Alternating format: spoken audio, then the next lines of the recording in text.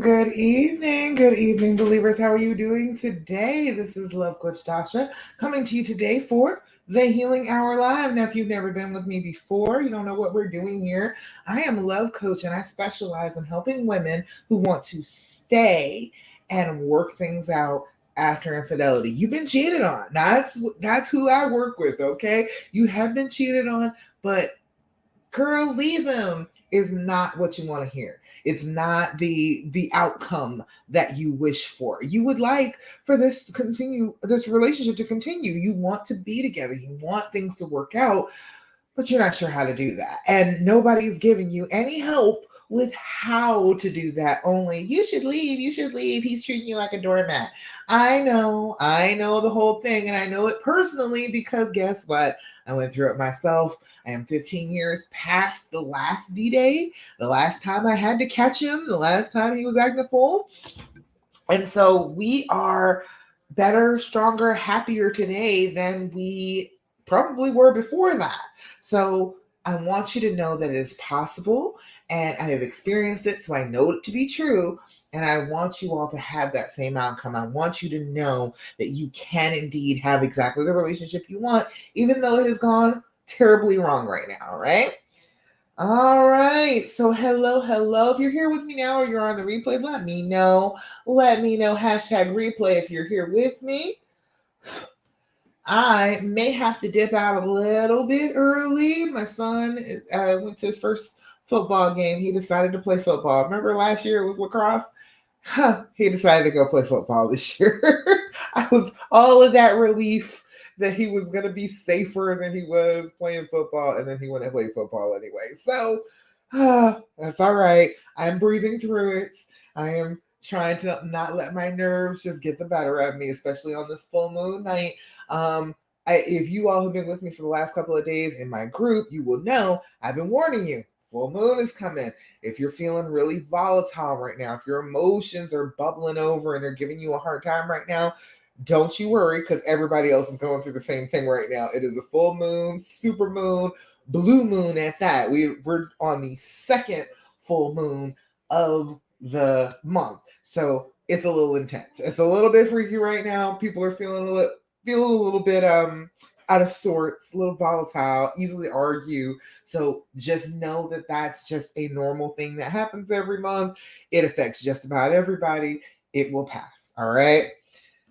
All right, so we're going to get started with everything that I normally tell you. I always run through the basics when I first get with you because you may not have heard this before. You may not have been with me before, but I want you to know the basics of things that you can start to do all on your own that are going to start to make you feel better, okay? It is not about here, you hurt me, so you should save me. No. I don't want that for you. I want you to get your self-esteem back by realizing that you can save yourself, okay? And then that's going to help you to heal a lot faster and you're going to be feeling better sooner. I want you to be able to do this as fast as possible. If you're waiting on your mate to fix you, you're going to be waiting for a very long time, okay? Because other people can't fix you. You are the only person who can get back in control of your emotions, calm yourself down, get back centered. So I'm going to tell you the things that you can do to get you to that place. If you're working on that consistently, I promise you it will work. I promise it does. It's just a little slow going at first, but as soon as you start building up some momentum, you will start to notice that things start to change around you too. Not just you changing, but him changing too. All right. First thing is first, always do your deep breathing. Have you been doing your deep breathing? If you have not been doing your deep breathing, I'm telling you right now, you are doing yourself a disservice. You need to start doing that on a regular basis. And deep breathing is such a simple thing. It's such a simple, non-complicated thing. Breathe in and out. Okay, slowly, deeply breathe in and out. And that works because this is not just a mental thing you're going through. This is a physical thing you're going through too, because that's what trauma is. Trauma physically affects us. Even though it is emotional, a lot of the time we will feel it physically. And so we have to start with the very basics of how we feel physically, which is doing our breathing. If we are anxious, if we are tight, if we are feeling bad, our breath comes more shallow. We don't exhale as fully and get rid of carbon dioxide. We don't inhale as fully and get a good lungful of oxygen. And when you do that, you feel like crap, okay? It's just a physical side effect of it. You feel like crap. You feel like you're sluggish, you don't have enough, you can't think well enough, and that's a very, very simple thing to fix, all right? We do 4-7-8 breathing. And what we do is blow out, deflate your lungs completely, starting with a blank slate. Inhale for a count of 4. Hold that breath for a count of 7, and then blow out for a count of 8, like you're blowing out birthday candles, and make the sound as you're blowing out. That sound is going to become a trigger to your brain. Your brain is going to know when you say, that it is time to calm down. It is time for our heart rate to go down. It is time for our blood pressure to go down. It is time to calm our thoughts and get centered and get a grip on ourselves. You can teach your brain that by doing it repeatedly. All right. So we do the 4-7-8 breathing. Now, there are plenty of other breathing techniques that you can do. I don't care which one you do in private, but when you're with me, we do 4-7-8. Okay. So we're going to do that together. We're going to do it 3 times, but I want you to do it 5 times, 5 times a day as you are trying to heal. All right. Get into the habit. Set an alarm on your phone.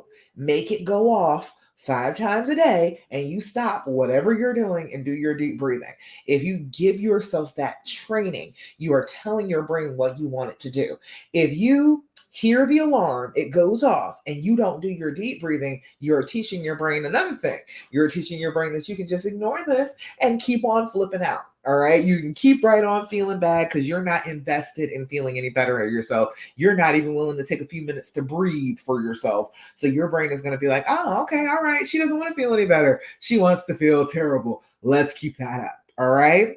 So what we're going to do is we're going to blow out, inhale for 4, hold for 7, so that your body can actually use some of that oxygen, and then blow out for a count of 8. Get rid of all the excess carbon dioxide that has been building up in your system. All right.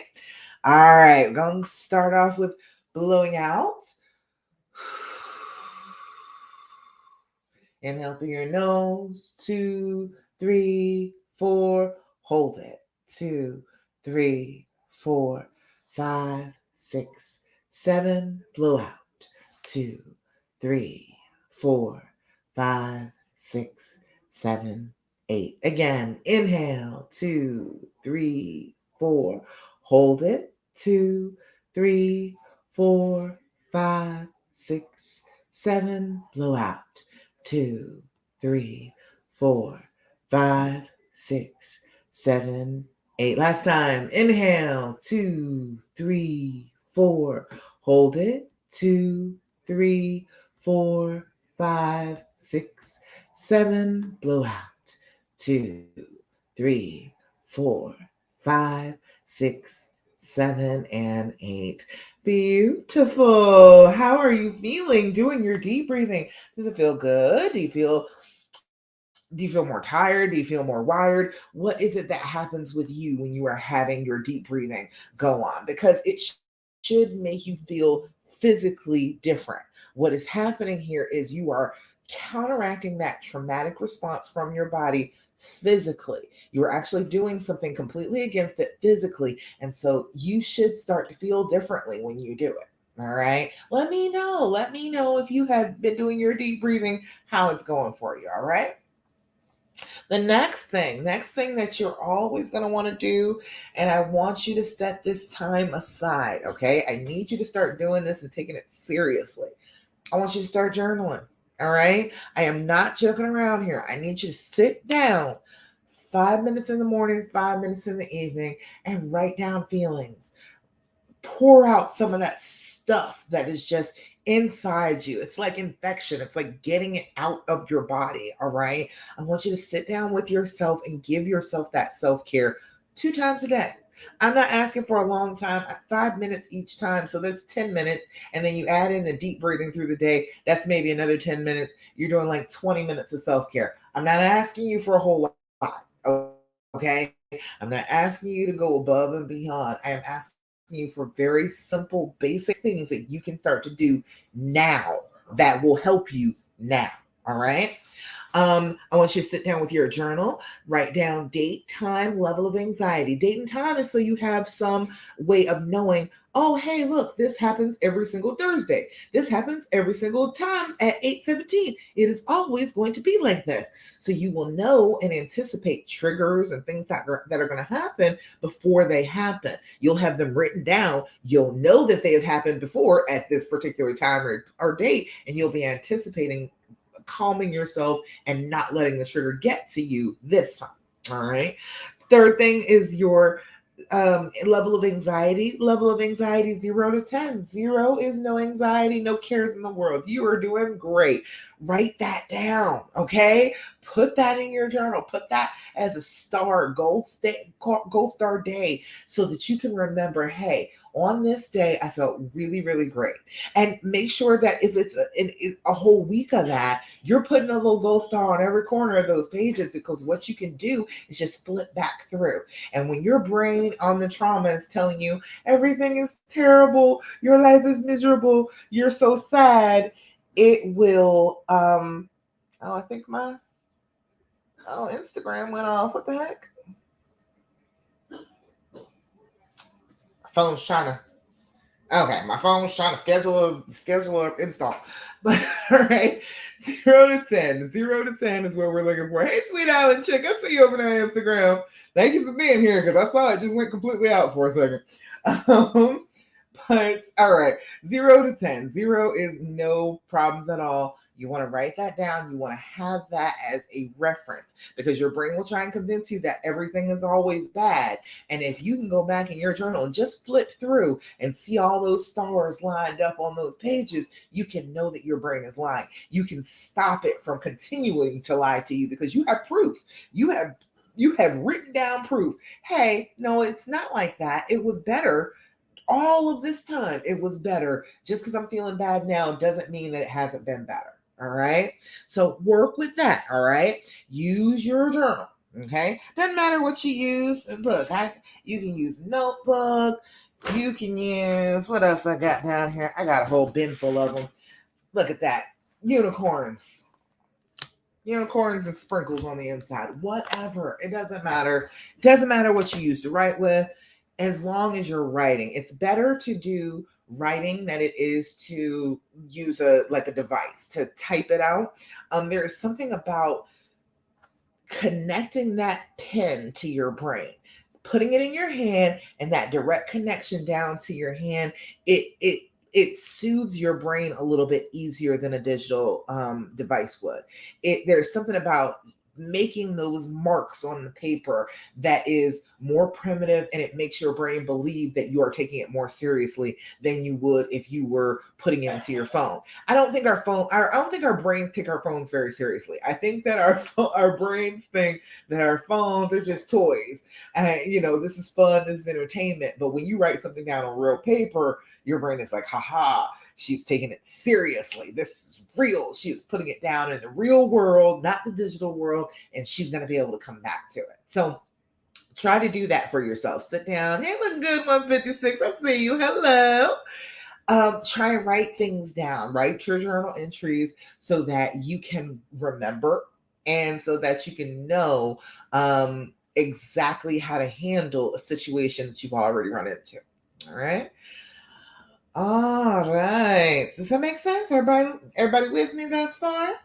I see y'all in here. Everybody's been so quiet. Ain't nobody saying hi to me. I don't even got no likes. What in the world? What's going on? You with me? Say hi. All right. All right. Third thing that I'm always going to ask you to do, that I want you to do in general in your life, but especially as you were trying to deal with this trauma, I want you to go and be grateful for everything. Okay. Find reasons to be happy about the things that you have, the things that you possess, your capabilities. Oh, I see some likes. Thank you. I didn't think I was by myself. All right. Good. But I want you to be grateful. I want you to, every day, like down to like the micro level. I want you to be always, always looking for the things that you can be grateful for. I want you to think about just simple things, okay? Simple, simple things that are in your life. The fact that you can flip a light switch. That is a beautiful miracle right there, okay? Do you know how much trouble we would have to go through if it had to be fire in every room? Lord have mercy. We are at a point right now where we can just press a button on the wall. Shoot, you don't even have to press a button sometimes. You can clap. You can you can use your computer. There are so many different ways that you can just turn a light switch on. I think that that's an amazing thing. Be grateful for everything, down to those little things that you take for granted every day. Because if you are grateful, you are in a better mood than miserable. It finds you. A better mood can find you at grateful. A better mood can't find you at miserable. It can't track you down, okay? You are deep in the swamp. It can't even find you. But when you are at grateful, you're up on a little bit higher ground, a little bit more steady ground. A little bit of happiness can find you there. A better mood, a different thought can find you in gratitude. If you are miserable, you can't think good things about your mate. But if you're in that space of gratitude, you can start to think about good things about your mate. Like, this is still my person. This is a person I love very much. For me, the reason I love my husband so much is he lets me be me. Not even lets me, he enjoys me being me. I think I'm weird. I've always thought I was weird. I've always thought I was a weird kid. Okay. I was always different from everybody else. And so, I'm comparing myself forever and ever. And I found a person who just enjoys every single solitary facet of my personality. Everything that everybody else thinks is weird, he thinks is funny or endearing or beautiful about me. And that's why he's my person. All right. So I can remember that. I can be grateful for that and be pissed at him at the same time. But you have to find that gratefulness to be able to find that connection with him again. All right. So be working on that. All right. Be grateful. Be thinking about wonderful things that are happening in your life. And so, to encourage that, I always do Thirsty Thursday. I want to hear good stuff that is happening in your life. So we're about to go check that out.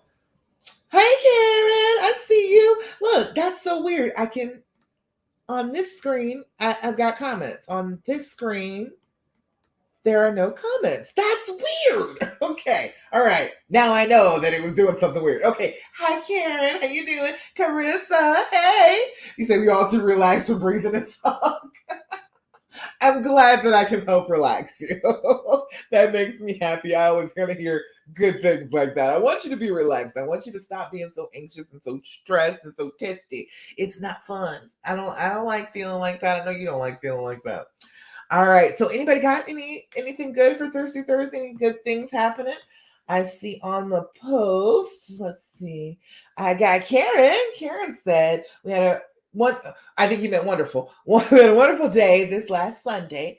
We were going to a new church, and my husband is thinking about serving in the church again. He knows he has to be right in his family and marriage to serve. I am thankful. That's wonderful, Karen. I know, because you got to be right. You can't be leadership in the church and your whole family is falling apart. You got to take care of one thing at a time.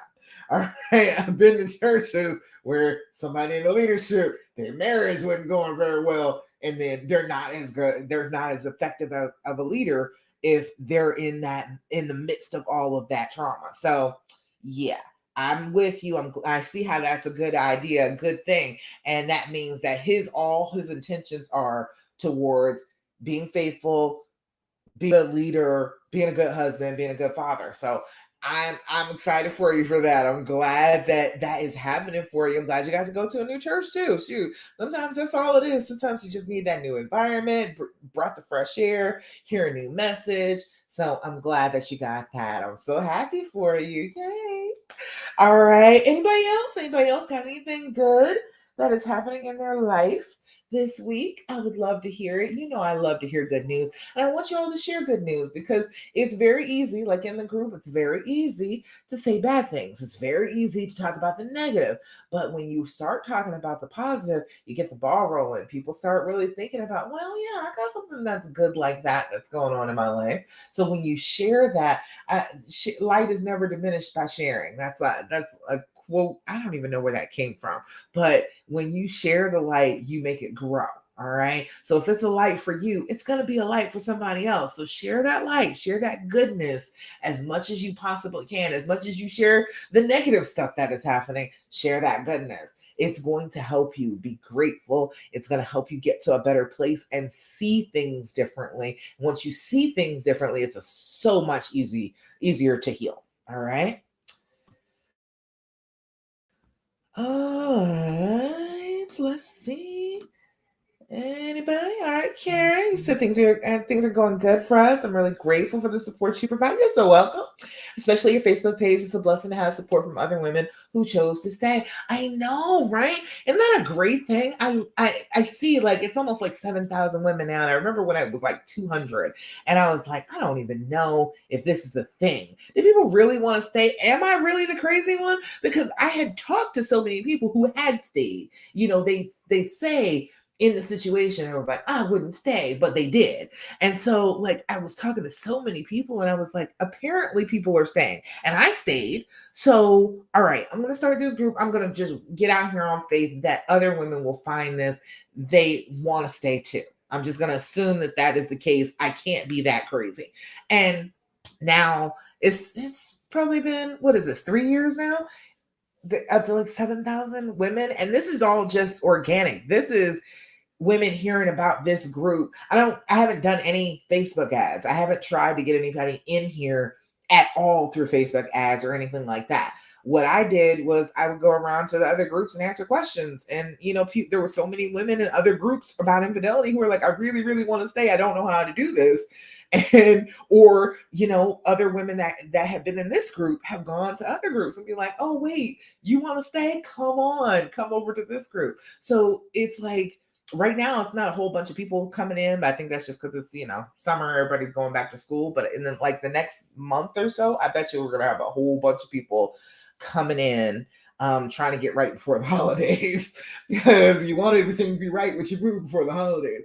So it's interesting to me how many people say that they wouldn't have stayed, but they really would. They actually have, and they're embarrassed about it and they don't want to talk about it. I decided to take away that stigma in here, wherever I am. Look, that is a completely legitimate choice. You are not doing anything wrong being with the person that you want to be with. That's crazy to me. I feel like women have very few choices when it comes to this life. And if your choice is you want to be with this person, you should be able to choose that and nobody else get in your way. All right. I feel like nobody should make you feel bad about who you love. Nobody should make you feel bad about wanting to keep your relationship. Mind your business. You know what I mean? So I just wanted to make a place where it was safe to go ahead and say, okay, I'm staying. I did stay. Yeah, he did it a couple of times and I stayed. It's fine because so many people have actually gone through it and so many people have come out the other side of it. They're still together. All right. So I just wanted to make it be a place where you could talk about it. You could go ahead and admit that that's what you want to do, and then actually start working on it with other people who aren't going to be all judgy about it, you know? All right. And last thing before I answer questions and whatnot. If you got questions, make sure you post them. But last thing before the questions is to do less questioning. All right. I want you to do less questions. Okay. Way less questions. You're asking too many questions. I know that you're asking too many questions because that's a side effect of trauma. And people don't even realize that that's what it is, but it is. Okay. All those questions that you want to ask, it is from pain within you. And you want to reach out to him and see if he can help you with the pain. But you're not actually telling him that. So it's not really fair. You're giving him a test that he has not prepared for. And so then he doesn't get it right. And you feel like crap, even worse. All right. we've got to stop that cycle. And the part of the cycle that you can stop is not asking all those questions in the first place.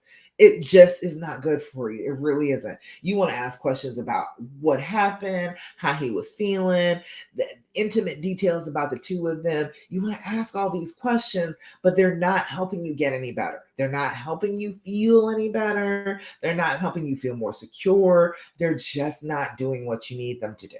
So, less questions. Period. Just less all the way around. If you can go an entire day, I'm going to tell you right now, I guarantee you, if you absolutely stopped asking questions for, I give it 2 days, 2 days, he's going to notice and he's going to comment upon it. He is going to be like, hey, what's going on with you? You all right? Things okay? He's going to do that because it's going to be such a marked difference between the questions that you're asking now, the amounts, the sheer number of questions you are asking right now and not asking any. It is going to be such a dramatic difference that he is going to notice it like immediately. You will know that he noticed because he's going to say something to you. Try it out and see. I promise you, I put my guarantee on it. If he does not notice it in a couple of days, okay, maybe you weren't asking that many questions, but probably you are, because it's an effect of trauma. It's what it does. Trauma wants to ask the questions. It wants to find out as much information as humanly possible to try and prevent this thing from happening again, which is a decent idea. It's a decent idea, but it does not allow for the fact that you can't stop anybody from doing anything. You don't have power over other people. So you could ask all the questions in the world. You can get all of the answers that you like, but you can't control other people's behavior, even if you have all the information. All right. So you can, it's a good thing to know.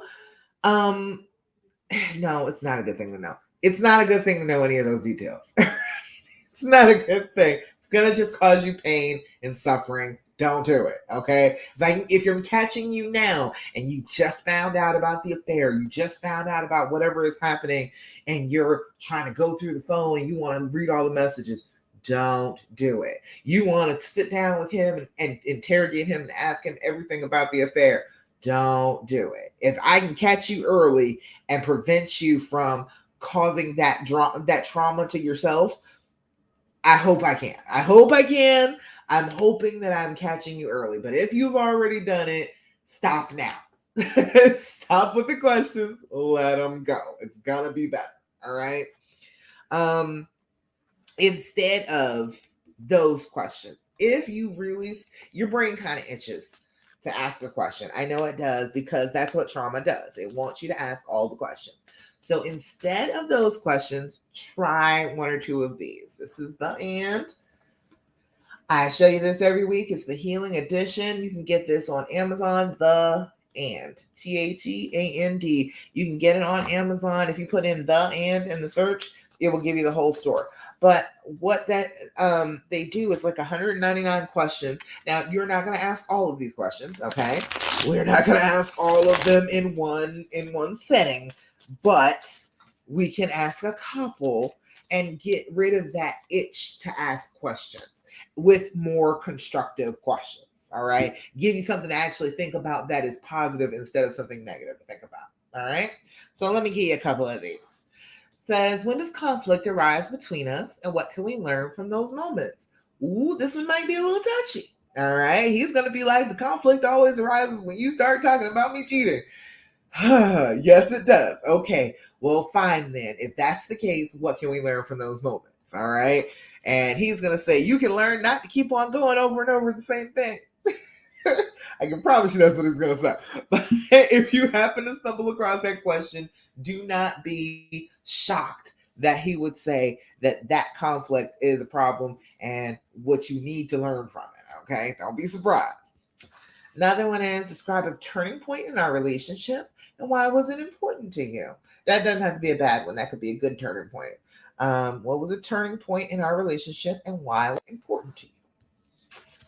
And then, when were you proudest of me? I like that one. That's a good question right there. When were you proudest of him? Think about that. That's a Thursday. That is a good, positive thing to be grateful for. So, when was the last time you were proud of him?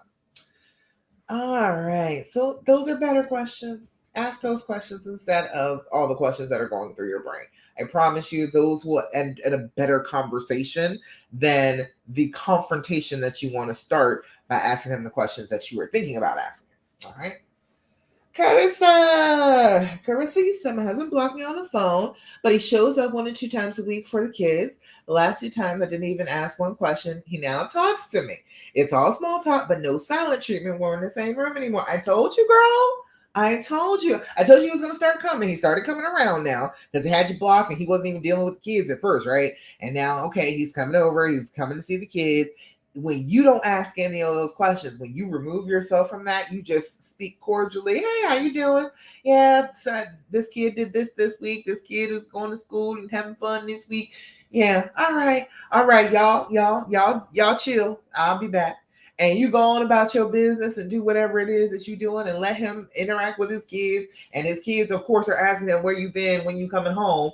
Let them do that. All right. He has to deal with that. All right. You just walk away, go do your own thing, have a little bit of a moment to yourself, and then you come back just as cool, calm, and collected. Don't ask him any questions. We're not even asking about the relationship. We're not asking about the other woman. We're not asking about returning to the relationship and getting back together. We're not asking none of that.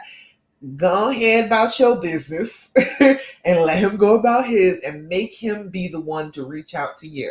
That's exactly what's happening now when you not asking all those questions and trying to be in his face and trying to be all close. Now he's like, hey, she's not talking to me. Let me talk to her. Here, yeah, everything's okay. Not everything. He's trying to be all cordial now after all that stupidity that he did before. Yeah, now of course he's trying to be cordial now. But it's changing. I told you that it was going to start to change in these upcoming months, especially as you're getting towards the holidays and your children are gonna be like, hey, you're not gonna be home. What's going on with you?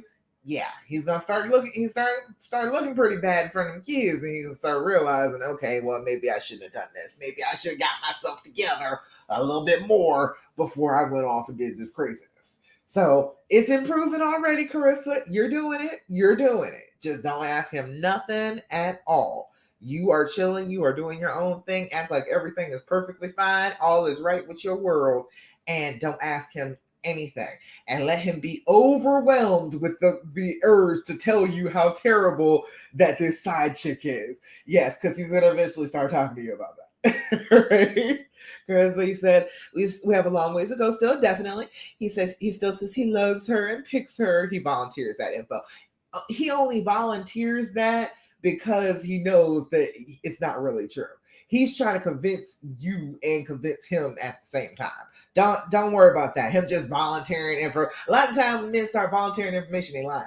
They just want to start spewing forth and giving you information you didn't ask for. Chances are they're lying. Right? I think he's starting to feel conflicted. I think so too. I think he is well off conflicted. But until you withdraw and stop asking the question, stop reaching for him, he still feels like he has to keep up with this stupidity that he did. So now, if you're not reaching out, you're not crossing that chasm, then he's like, ooh, maybe I did really fuck this up. And so now he's going to start thinking, start being conflicted, start coming around more, start being more engaged with you. So yes, watch it. The next thing will be you'll be unblocked.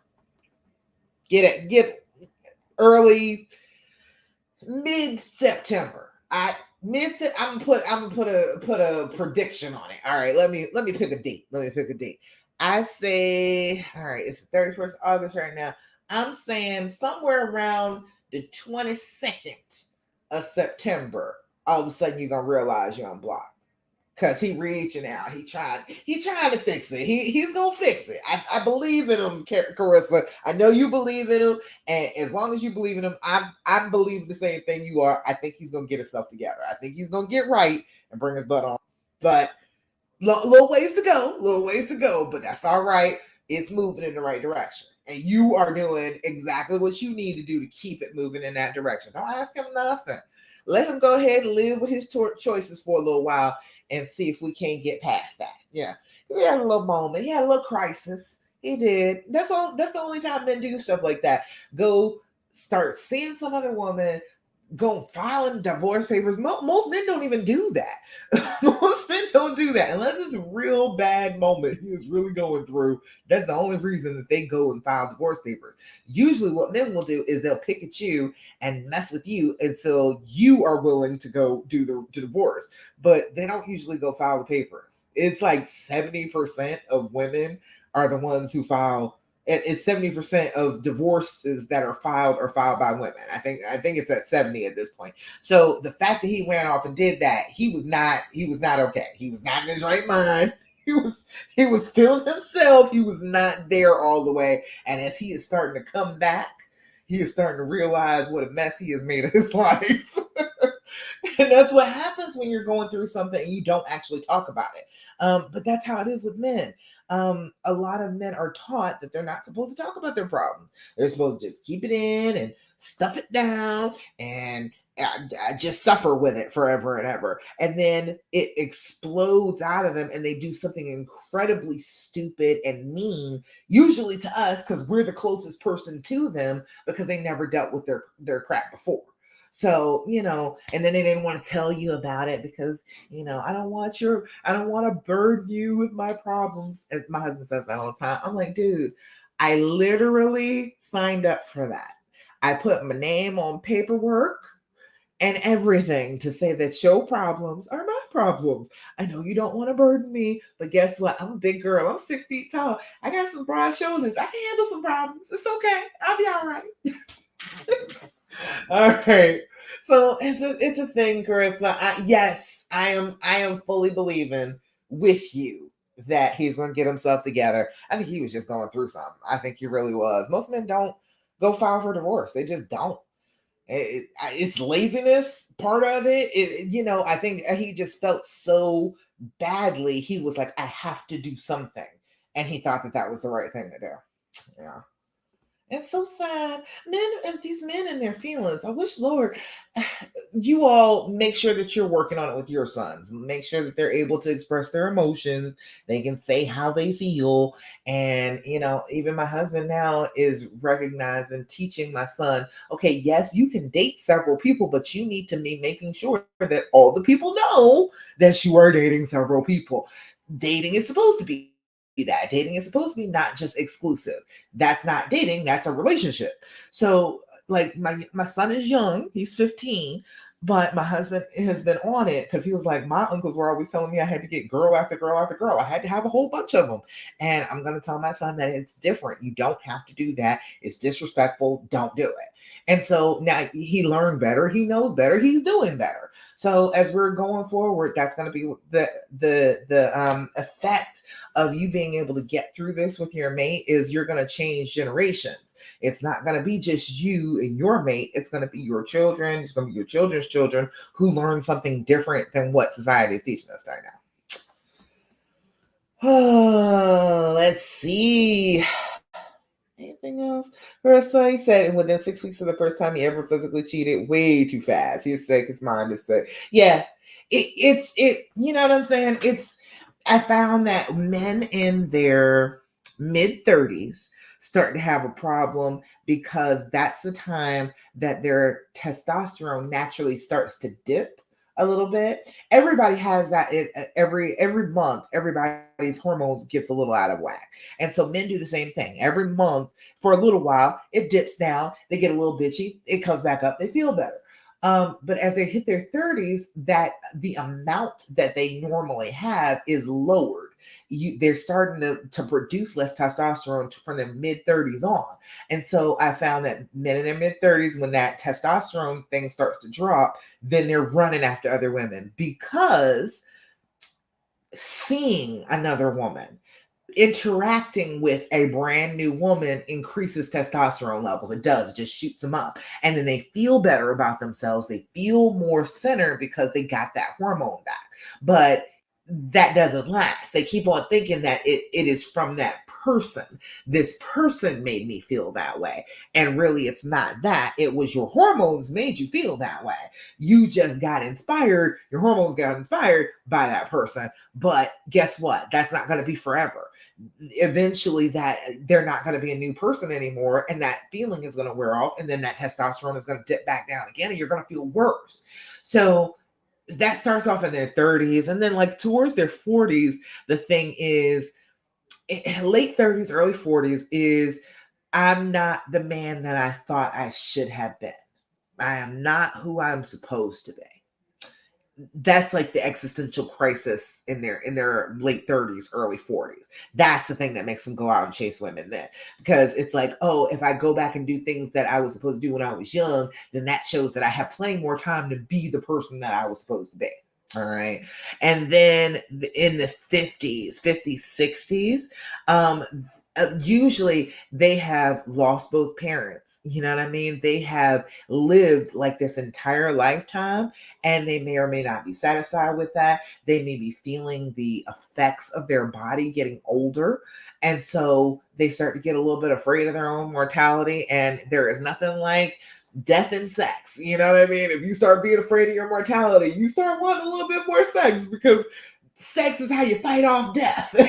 That's the way it feels to them. And so, like, that's where it is in like 30s, 40s, 50s, 60s. That's the reasons that they do it then. And when they're in their 20s, honey, they're just cheating because they're full of testosterone and they're stupid. Their brains are not very developed when they have all that testosterone pumping through. Testosterone makes them a little dumb. You know how people on steroids are a little stupid? A little dumb when you talk to them, like, oh, you're a little slow. What's going on with you? And you find out they're taking steroids. Yeah, it's the same thing. Testosterone affects your brain and it makes you a little dumb. And so when they're in their 20s and they got all that testosterone pumping through their bloodstreams, they're a little dumb. So most of the time, that's what it is with the younger dudes. And then like 30s, 40s, 50s, it's different reasons, but it's all pain. That's what the whole thing is. It is, I'm in pain of some sort. And it's a different pain for different, levels, different portions of your life. But when you're in pain, you want to do anything to get rid of the pain. And for a lot of people think that, okay, if I'm hurting, hey, sex is going to help because sex feels good. And so, especially men. So they're like, yes, if I do that, then this will happen. I'll feel better. It's just the same thing as when people start doing drugs. People will start doing the drug because they're in pain, they're hurting in some way, and they do the drug and the pain goes away. And there is nothing like pain going away. But unfortunately, pain comes back. Especially if you're thinking about it, dwelling on it, it comes back, and then you have to take that drug again. And then it doesn't work quite as well as the first time, but it worked pretty doggone good. Felt way better than you had been feeling.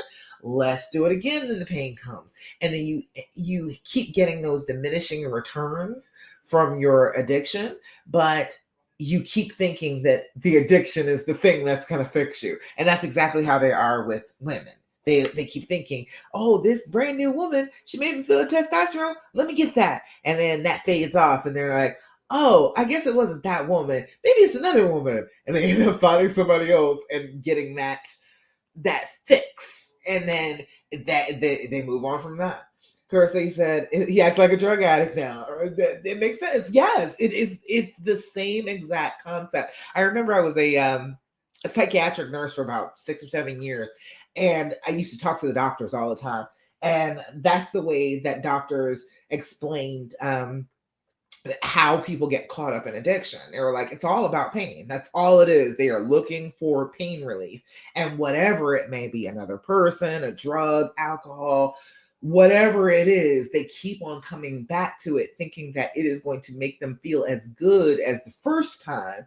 But that's not the way drug addictions work. That's not the way our hormones and our bodies work. Yes, you can feel great off of this, but your brain is not going to react to it as strongly, as intensely the next time and the next time and the next time. You have gotten used to it. And so now it doesn't do what you thought it was going to do. And now you're really lost. So if he was in pain and then he jumped out here and did this, and He felt better for a while, but now he's been away from you for a little bit, and he's looking at her and he's like, oh, she's not as great as I thought she was. I thought she was wonderful, but no, it was the hormones making him think that.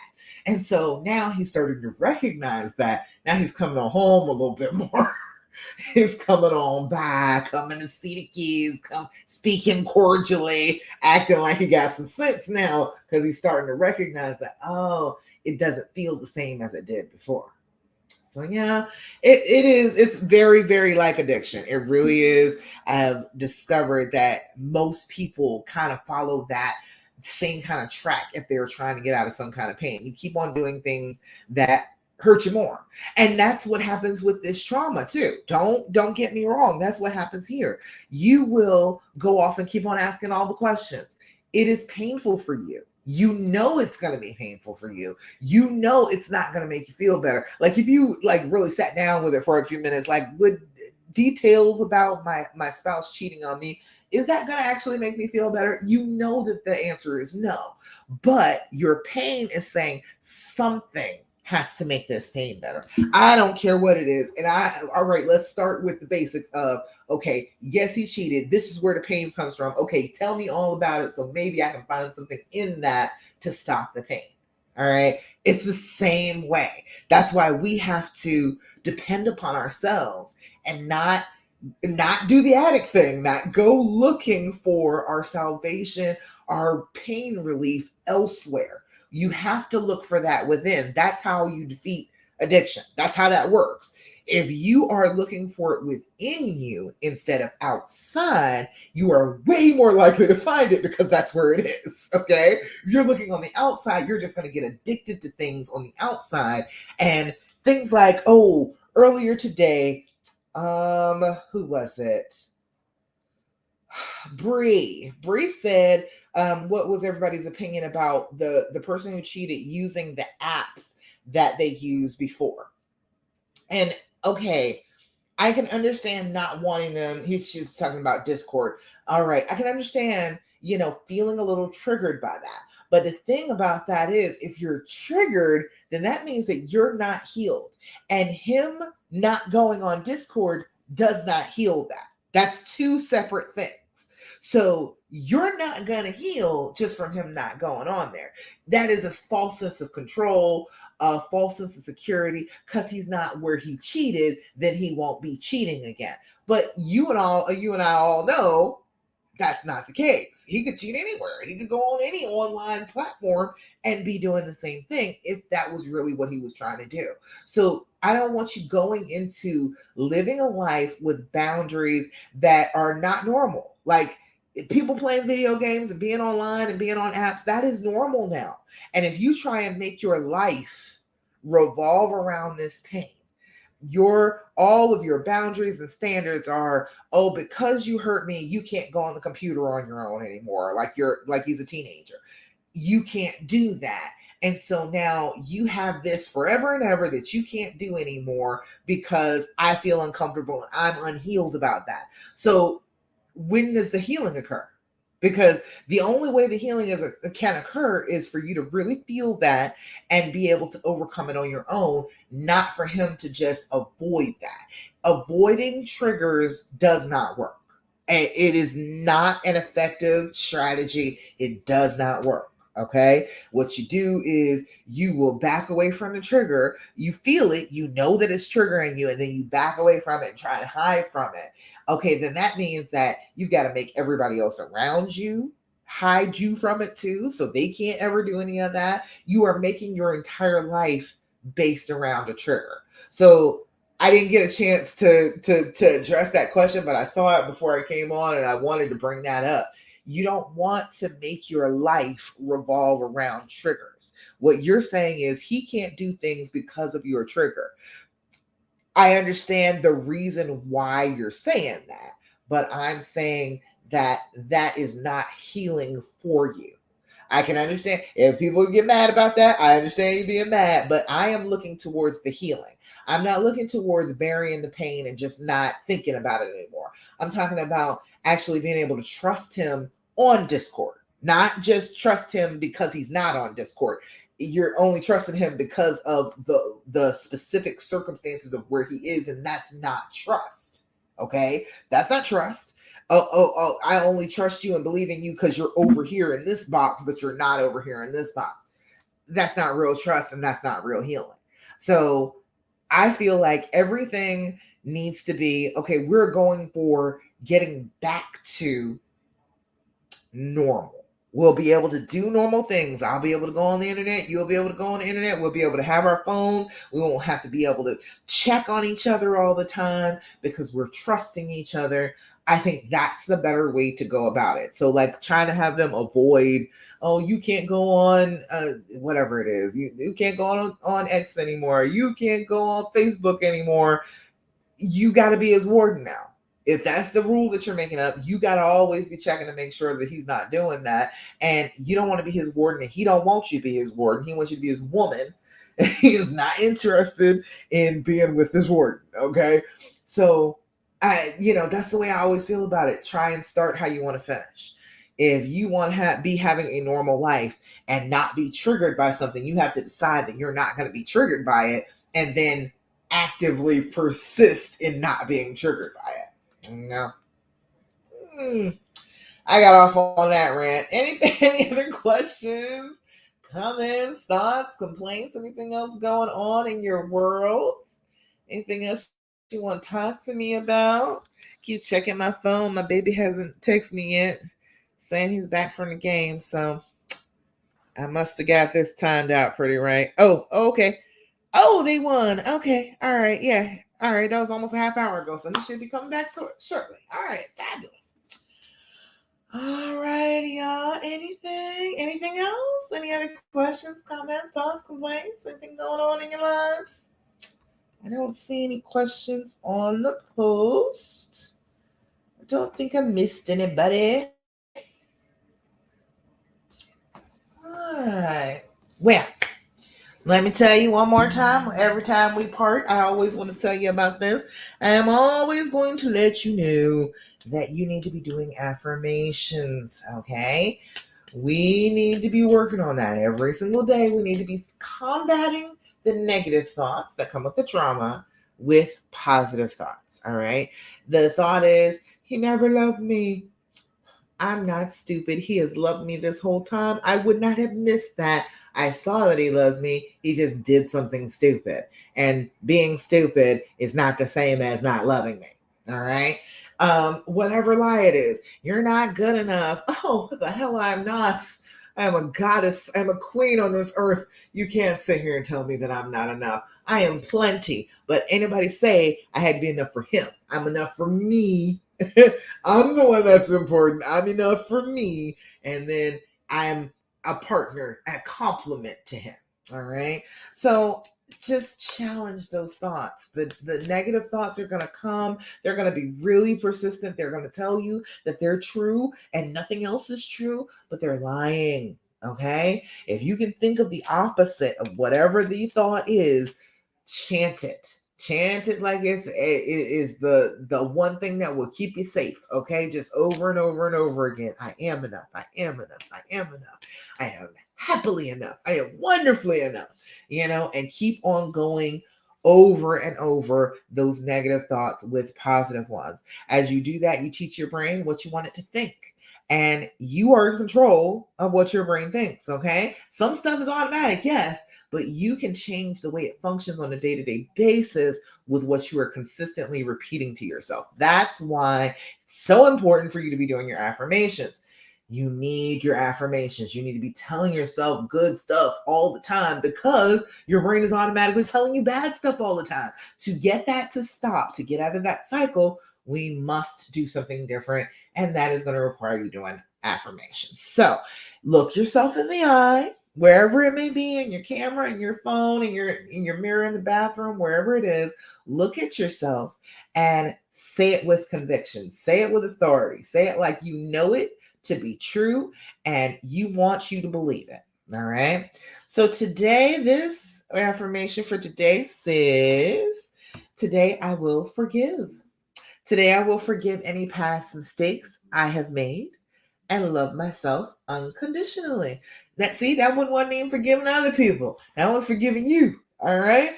Today I will forgive. Today I will forgive any past mistakes I have made and love myself unconditionally. And you really should, because you are so great. Okay. You are worthy to be loved. I love you. All right. And I'm so proud of you. Anyway, I want you all to know that I'll be back again next week, 8 p.m. Eastern Standard Time for the Healing Hour Live. In the meantime, don't do what the fear tells you to do. Use your affirmations. Stop asking all those questions. Do your deep breathing and work on your self-care, as Karen reminded us. All right, Karen said we are all queens. We are it. It's a good reminder. We got to be doing that consistently. Look up on the internet. I'm trying to tell you, all the stuff that I got, you can find stuff like this on Amazon. These are affirmation cards. I got these from Five Below. They were like $4.